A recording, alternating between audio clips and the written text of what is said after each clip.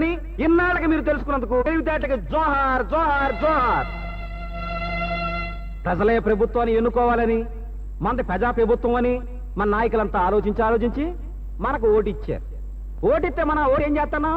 మనకేదో రోడ్డు మీద ఊరికే దొరికింది అనుకుంటున్నాం, దాని చేతిలో పెట్టుకుని దాన్ని అమ్మేద్దాం అనుకుంటున్నాం. ఎవడెంత ఇస్తాడని ఈడొంక చూస్తున్నాం. ఎవడికి తీసుకెళ్లి అమ్మేస్తున్నాం. అదే ఒక ఆడపిల్ల మనకుంటే, ఆ పిల్లకి పెళ్లి చేయాల్సి వస్తే 60 రకాలుగా ఆలోచిస్తున్నాం, 60 రకాల సంబంధాలు చూస్తున్నాం. ఎవడ మంచోడో చూసి ఆడికిచ్చి కట్టపెడతాం. ఎందుకని? ఆ పిల్ల బతుకు 100 ఏళ్ల పాటు చక్కగా ఉండాలని చెప్పి.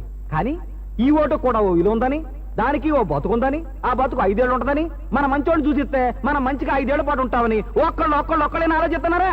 లేదు. లైన్లో నిలబడతా అరగంట సేపు, 1 నిమిషంలో తీసుకెళ్లి ఆ డబ్బాలో వేసేస్తున్నా. మా పని అయిపోయింది అనుకుంటున్నా, చేతులు దులిపేసుకుంటున్నా, వచ్చేస్తున్నా.